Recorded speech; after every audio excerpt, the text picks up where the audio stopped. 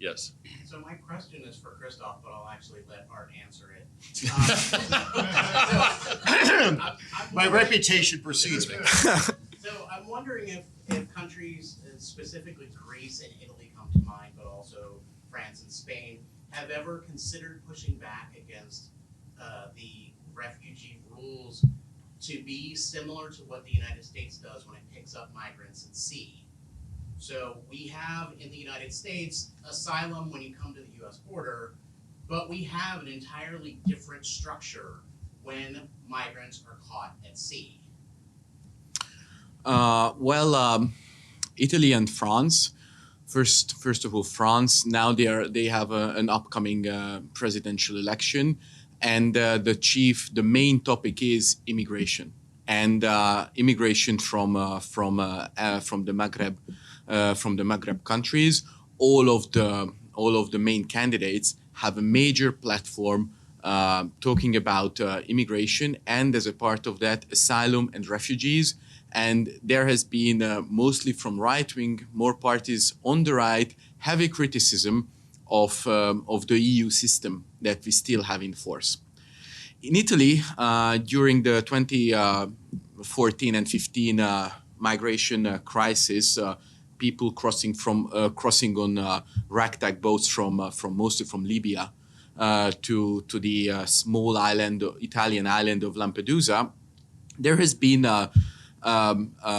shifting back and forth between let's call it the heartless head and the headless heart. The Italians, when these boats started capsizing in the Mediterranean and migrants started drowning, then they launched the so-called Mare Nostrum program, where the Italian Navy would sail all the way to the edge of Libyan territorial waters and pick up those asylum seekers and ferry them back to Italy. After that, the smugglers realized, oh, we don't actually have to take them all the way to Lampedusa. We just have to tow them out into international waters. So after that, when the number of people crossing the Mediterranean skyrocketed again in 2015, the Italian government suspended the program. That was the heartless head taking over for a second, and after that, more people died, and it was a huge outcry. So yes, it's a very, very hot issue in Europe right now, and there is multiple pushes towards changing the system that we have right now, but so far I don't see like a unified opposition from member states or from a number of member states speaking at one voice to change the system. That's because the interests of the member state don't always align. Like, for example, again, the 2015 migration crisis, Hungary and Italy, you would think that they would agree of measures taken at the European level, but that was not the case, because it was about relocating asylum seekers from Italy. So Italy supported it, but Hungary opposed it. So there is always a misalignment of interests at the European level, and that causes a kind of gridlock that prevents any kind of huge, colossal reform to be passed at the European level. The Ukrainian refugee crisis and the Belarusian border crisis might change that. Yes. What are the main differences of the former crisis in 2015 with the mass migration and today's crisis, which made the European Union states change their mind with the temporary protection? So why Hungary is letting the Ukrainians in now and they didn't let the Syrians in? It's not because the Ukrainians are Christian and the Syrians are not, and Hungary is a Christian country. To paraphrase the Hungarian Prime Minister, you don't have to be a nuclear scientist in order to see that the Ukrainians are fleeing from next door. They are fleeing a war in their country, and Hungary is the first safe country they can flee to. There is not just Hungary, Poland, Slovakia, Romania, Moldavia, but Hungary is one of them. They have nowhere else to go. While as the Syrians, as Mark touched upon it, they left Syria as refugees, and then they stayed in Lebanon, Jordan, or Turkey for a while. And then when the European governments, most notably in 2014, the German government cut in half the funding for refugee camps in the Middle East for Syrian refugees, when they saw that they have no prospects of going back to Syria because it was a protracted armed conflict, and the funding for the refugee camps plummeted, then they decided to move on and try to exchange the life, an indefinite life in a refugee camp in the Middle East, to something better in Europe. But if I could, and I know the question wasn't directed toward me, and That'll never stop you from answering. well, thank you. Well, he got all the answer the last time. But no, it actually brings up a very important point, one that goes to Mark's exact statements. And again, keep in mind, I'm not really where Mark is right now with respect to scrapping the Asylum Convention. But part of the reason why the Asylum Convention makes sense is because we live in the real world. There are bad people. Bad things happen to people. And sometimes we need to, bring people out of a bad situation. That is exactly what's going on in Ukraine right now. Heavy ordnance is raining down on apartment buildings. They can't really live there. And it's been traditional throughout history that you will have the movements of people temporarily out of harm to places. There's a reason why we have refugee camps, or, during the Afghan war, the Russian-Afghan war, we had refugee camps in Pakistan because, of course, people had to be moved out of harm's way. That actually makes sense. We also know that there are specific individuals in the world who are endangered. I mean, imagine that Kyiv falls tomorrow, and the president President Zelensky, needs to flee somewhere. He can't stay in Ukraine. His life's going to be in danger. We know that there are specific individuals that we pluck out of harm's way. What the 51 convention, the 1967 protocol, really did was it sort of regularized that system, and handed it over to the administrative state to apply. And when that happened, the basic concepts are still there, but it has created the exception that Mark described. It's become the exception that has swallowed the rule. So it's not the person who's in the most danger in the world who's applying for asylum in the United States. It's the person who can make it to San Francisco International Airport. It's the person who can cross over the border from the Southwest, through the Sonoran Desert or across the Rio Grande. It's the person that can make it to the borders of Hungary, Poland, or Lithuania, thanks to the tender mercies of the Belarusian government. So, all of this, in fact, the question really sort of, and I know that the question has been thrown back at many people in Europe, but the question itself really underscores all of the flaws in the system today. Again, if there are people who are fleeing temporary periods of war, the United States government can help to support refugees in place. We can, establish refugee camps, schools, provide water. We're a rich country. Our GDP is 3 times what China is. And, we do have the ability to do that, and the heart of the American people is such that we will do that. But, and again, this gets to a bigger issue that we face and that I think Europe's soon going to face. The American people don't want to be played for suckers. We don't like what's going on. We don't like, people who are taking advantage of structures to get into the United States and take advantage of what, the blessings of our liberty. It's a good life, and I'm grateful that I was born here. But the American people don't want that. And I've been involved in this area long enough to know that when things go too far, the reaction is very swift. And I don't want that swift reaction because we're an immigrant receiving country. We always need to be. But if what President Biden has planned comes to fruition, it will be the end of asylum. Everyone is going to think like Mark Krikorian does on this issue. And So let me. I think it's actually an interesting comparison to when you look at the way the Ukrainian refugee crisis is being dealt with, as opposed to the way the Syrian, and I put that in quotes because they weren't even Syrian, most of them, refugee crisis was dealt with, is that it actually demonstrates why we don't need the refugee convention.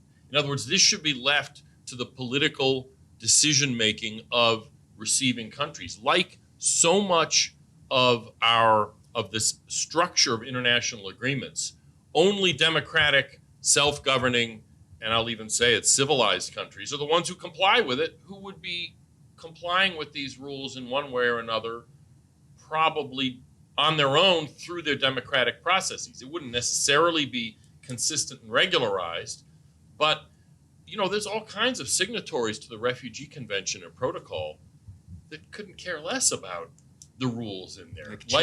Like China. I mean, it's so my point is if the refugee treaties did not exist, there would be no difference in the way that the Ukrainian refugee crisis is being dealt with. I mean, the governments of the EU, of the member states of the EU, would be dealing with it according to their political decision making. What role does the Refugee Convention or Protocol even play in that? It exclusively exists. I mean, I think it's fair to say the Refugee Convention and Protocol exclusively exist as a tool to use against the electorates of liberal democratic countries, and it serves no other purpose at this point. I just quickly want to disagree with Art on refugee camps. So I don't think that camps funded by honeypot countries are the solution, because refugee camps are a temporary solution to a crisis. But since the 1980s, they became like a temporary permanent solution. Like in Africa, you have those horrible refugee camps where you have people are born there, people are raised up there, and they spend their life there, and they just get their whole life wasted on living on basic assistance provided by richer countries. How I see it, the main problem is that the current international regime postulates that the only solution to help refugees is this permanent relocation. In Europe, several countries are pushing towards giving refugees just temporary protected status, like this temporary. Okay, I know that in the U.S. Temporary protections means permanent, but in Europe it still means temporary. For example, we'll see. 3 years from now, let's see what that means. Yeah, but like the government of Denmark now, they started rescinding resident status to Syrians, and because Denmark has a population of West Virginia. How about every place else? And we'll see. I'm not arguing. I'm just saying let's see what happens. So. But and honestly, and again, we don't even have to take questions. We could just trade them back and forth amongst ourselves. But there is a question. But no, I do agree with Kristof in everything that he just said, because we don't want to have permanent refugee camps. Again, the European Union has amazing power, economic power, and the ability of suasion to end conflicts and allow people to be resettled out of those refugee camps back, to their homes. Refugee camps also play another critical role. The people that go there are civil society in the countries from which those individuals have come.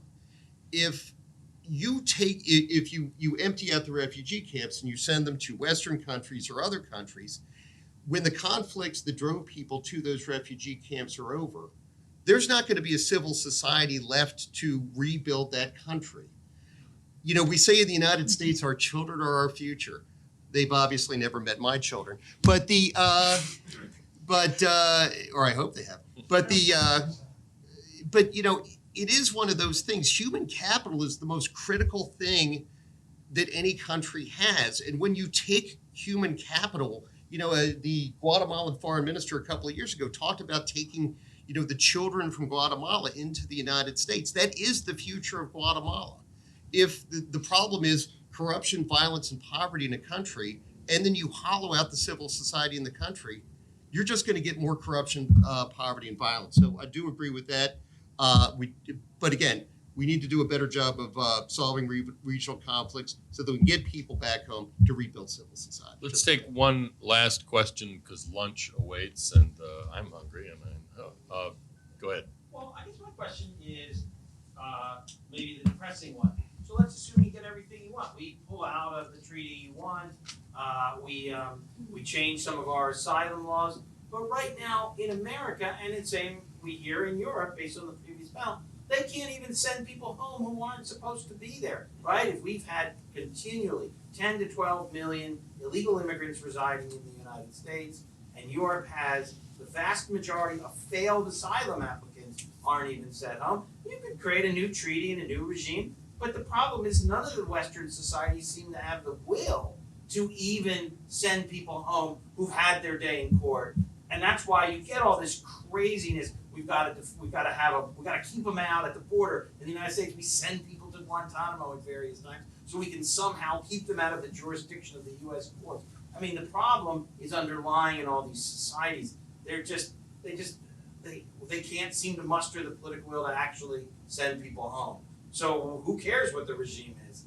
We consider it. We say no, but you get to stay anyway. Yep. And I mean, why would that? I would just argue that yes, that's obviously a part of the problem, and it would take political will to make the kind of changes I'm suggesting anyway. But the fact is, the asylum protocol for the United States, the refugee treaties, create the opportunity for migration to be instrumentalized, often opportunities that would not exist otherwise. In other words, opportunities in U.S. courts or any. I mean, what was Lukashenko thinking? Well, he was thinking, well, look, the EU rules are such that if I can shove enough Iraqi Kurds across the border once they step foot in Poland, then they're stuck with them because of their rules. Now, Poland pushed back. They actually did develop the will there to do something about it. But my point is, the legal structure creates the preconditions for weaponizing migration that are necessary to change those preconditions if we're going to be able to. Yeah, and if you look at it in the border context, I mean, the whole reason that you have a flood of people is because they get released to an indefinite process to apply for asylum. If you were to do what Mark said, as soon as we caught you, we're getting you a plane ticket home. And if your home country won't take you, that's fine. We just don't issue any visas in that country until you take your nationals home. Look, you're basically arguing that the legal system in these countries make it very hard to send people home. And it seems like you could just go one more step. No, the social attitudes and weaknesses of these countries create the legal system that makes it impossible. Yeah, that's fair. There's no question. But that's why think tanks like the Center for Immigration Studies and the Migration Research Institute exist. So, and on behalf of, did you have a question, Monica? Yes, because everybody's hungry. However, I totally agree with you, Mark. But just a question: if the convention didn't exist, wouldn't it be a political tool not to let people in who are in need to certain countries or technically to anywhere because they are too poor, they don't have the same culture, they don't have that. So it could be like a political bargaining chip. Because it would be a political matter. But my point is that, especially in a liberal democracy, everything should be a political matter as far as accessing that country. Now, we have basic rights. We have, in the United States, we have the Bill of Rights. You have the right to, speak freely, and that could be changed, but it would be a very, it could be changed through democratic processes, but nonetheless, it's posited as a right. When President Johnson signed the protocol in 1968, the signing statement used the word rights for foreigners, I think 13 times or something. I counted it up. That has to end because it is a restriction on the democratic decision-making of the members of that society. So yes, but people could be turned away and used as bargaining chips, but that's a political matter for the people in that country to deal with internally. Yeah, but in that case, it could happen also that none of the countries would let those people in. Because at the moment, there is a possibility, or actually it's a right, it's yes, it's not supposed to be a right, it should be a possibility. But in that case, if the refugee convention wouldn't exist, let's say none of the countries are obliged to let those people in. Yep. So that's not good either, I assume. And again, you know, It's hypothetical, I know. No, I understand. because The it's world is an unfair place. I mean, but because it's a political matter, there would then be militation on the part of the citizens of those countries to make things better where those people are coming from. Right now, we could say, well, you know, Guatemala's, you know, bad. We could make it better. If this wasn't the safety valve, we would have more political impetus to actually do good things in the world rather than just say, well, you know, okay, just come on in and, well. okay. Well, with that, Marguerite's already started to eat. So I, on behalf of the Center for Migration Studies, and I guess I can also speak on behalf of the Migration Research Institute. Thank you for everybody coming. This will be on our website, the whole the video of it, and I think we have a transcript as well. We will, and I hope you come to our next event. We're CIS.org. I'll give you a little plug too. We have a weekly podcast which you can subscribe to at all the usual places, and you can also sign up for our email list for email alerts. Thank you very much, and bon appetit.